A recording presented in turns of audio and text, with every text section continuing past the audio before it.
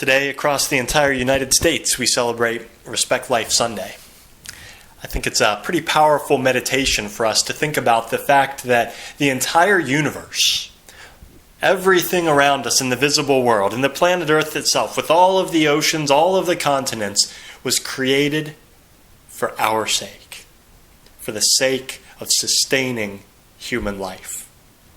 Human beings were not some sort of afterthought, like after God had created the animals and everything that fills the earth, he says, there's something missing. We'll throw human beings in there too. No, human beings are unique. And we hear in the book of Genesis that only human beings are created in the image and likeness of God. That God gives us life as a free gift, and only human beings are able to enter into a covenantal relationship with God. We need an intellect and a free will in order to know and to love God and to enter into a relationship with Him. And in the covenant, the Lord adopts us as His children, as His sons and daughters. And so the world exists in order to sustain and to support human life so that we can be fruitful and multiply and fill the world with God's children. This is what shapes our Christian worldview, the view that we have of the world around us and the sacredness of each and every human life, because each one of us is created in the image of God. But this is certainly not a worldview that we can take for granted, because not everybody holds this worldview. This month marks the 100th anniversary of the founding of Planned Parenthood. It was founded in October of 1916 by a woman by the name of Margaret Sanger. Margaret Sanger is described online as an activist, a social reformer, and a person who fought for women's rights. But what Margaret Sanger believed in is what we call eugenics. She thought that it was better for the human race if certain undesirable groups were eliminated from the gene pool. For example, African Americans, Jews, poor people, immigrants, anyone with a disability. If we eliminate them from the gene pool, then that'll strengthen the human race as a whole. That's what she supported. She advocated what's called the American Baby Code, which would say that no man or woman would have a legal right to conceive a child unless they received a permit from the government. So the government could control who was having children and who wasn't, and they would issue a permit which would be valid for the birth of only one child. A few quotes from Margaret Sanger, and you can find more online if you want to do a little bit of research on her. But when she describes these undesirable groups, the poor and immigrants and African Americans, she says, quote, "They're human weeds, reckless breeders, spawning human beings that never should have been born." Another quote, "The most merciful thing that the large family does to one of its infant members is to kill it." Emphasis on the pronoun it. In a 1957 interview with Mike Wallace, she said, "I think the greatest sin in the world is bringing children into the world."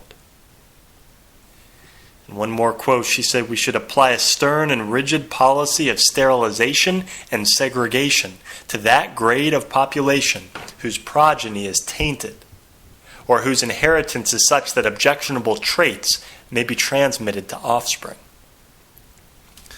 These ideals of Margaret Sanger continue to be enshrined in Planned Parenthood today, which is an organization that's spread through the whole country, and they open their clinics primarily in African American or lower income communities because that's who they want to target with their abortions. So as I said, we can't take the Christian worldview for granted and say, oh yeah, every human life is sacred, everybody believes that. No, that's not the case. There are two very different worldviews that are prominent and competing against each other within our society. Pope St. John Paul II called these the culture of life and the culture of death. Our Christian message is a matter of life and death. Look at what happens and look at how far astray people can fall when they turn away from God and they don't recognize the plan that God has for the world. It ends up in this culture of death where innocent people are killed. The rallying cry of the movement that Margaret Sanger was a part of in our world today is the pro-choice movement. And it's part of the feminist movement. And I think it's important for us to distinguish between a positive and a healthy feminism and a destructive feminism. Because there's certainly a good form of feminism. What is it that helps women to flourish as human beings and to be the women that God has created them to be? So something like equal access to education. Yeah, that's certainly important and a good result of feminism, that women have access to a quality education. Or receiving equal pay for equal work. Absolutely. But there's a toxic strain of feminism that when it looks at some of the differences between men and women, one of those being motherhood, that it views that as something to be eliminated. That for the liberation of women, abortion and contraception are necessary. Well, that's an attack on motherhood. A healthy feminism will view the differences between men and women as something beautiful. And motherhood is a gift that is exclusively given to women. And it is a beautiful gift, and it is something sacred that should be cherished.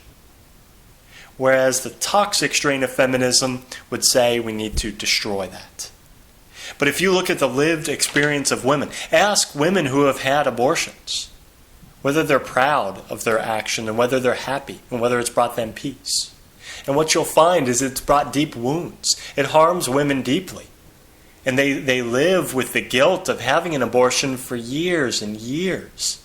And we have ministries within the church like Rachel's Vineyard that are set up to help these women to process what's happened and to find healing, because it is something that's so painful and is so destructive. And time again, women have abortions not because they choose to have abortions, but because they feel they have no choice. And so an authentic feminism is going to look at what's truly good for a woman and support that, rather than trying to eliminate motherhood as something that is destructive and oppressive to women. This difference between the culture of life and the culture of death also finds its way heavily in our political world. Recently there have been the debates over whether to defund Planned Parenthood after it was demonstrated that they were violating various laws. And there were people in the government, politicians, who were supporting Planned Parenthood and were fighting for this organization. We also see it in the presidential election. Hillary Clinton, and you can find a YouTube video of her saying this. She said that she admires Margaret Sanger and her vision. I'll say that again. She admires Margaret Sanger and her vision. And the ironic thing is that Hillary Clinton gets the majority of her support from women. Why is it that women are supporting Hillary Clinton if Hillary Clinton is supporting something that is so painful and so destructive to women? Well, I think a lot of women have been deceived, and they've bought into a false view of feminism. Rather than seeing what God's plan is and recognizing the sacredness of motherhood and the beauty of that gift, they see that as something that they have to be liberated from. And so I think a lot of women have bought into this toxic view of feminism rather than upholding God's plan for women. So what can we do as we celebrate Respect Life Sunday? Well, first, I think we need to recover an understanding of what God's plan is. What His plan is for the creation of the world, that it's to sustain human life, and the role that women play in that with the gift of motherhood. To recover the beauty of that and the understanding of the sacredness of every human life, since every human being is created in the image of God. So I think in today's second reading, St. Paul gives us some words of wisdom when he says, "Do not be ashamed of your testimony to the Lord." Do not be ashamed to testify to the gospel of life. If we as Christians are not proclaiming the gospel of life, nobody else is going to do it. It falls to us, if we are Christians, to bear the message of Christ to the world. And it's a message where our culture is slipping into the culture of death, and it needs the light of the gospel. It needs the light of truth to set it free. So what can we do on a practical level? Well, first, we have the collection for the right to life. donate money to that or to pregnancy centers so they can buy diapers and formula and ultrasound machines and give parenting classes to unwed mothers so that women have support and that they're not forced into a situation where they feel that they have to have an abortion. Give them another option. So support the cause with your finances. Second, for our young men and women, be responsible in your moral behavior and live out chastity. No relations between a man and a woman outside of marriage. If people leave the relations between a man and a woman to their proper context, the sacrament of holy matrimony, a man and a woman who are in a faithful relationship of love, who are married, and who are open to children, then there would not be the need for abortion and contraception. So for our young men and women, live out the virtue of chastity and make good decisions with your moral behavior. Third, prayer.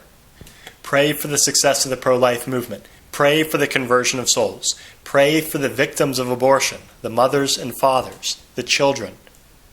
Pray for a conversion of heart of those who are in the abortion industry, doctors, nurses, and for those who are politically supporting abortion. Pray for their conversion. Fourth, cast your vote for the common good. Vote in a way that supports the most fundamental human right, which is the right to life. And finally, witness with your words and actions to the gospel of life. Some of you in the coming months and years will be in a situation where you might be talking to someone who is deciding whether to have an abortion or not. And sometimes all it takes is one person who supports them in the decision to life, or one person who can refer them to a place where they can get help, a pregnancy center. And that could be the difference between life and death for a child. So as St. Paul says, do not be ashamed of your testimony to the Lord. Defend the culture of life with your words and in your actions.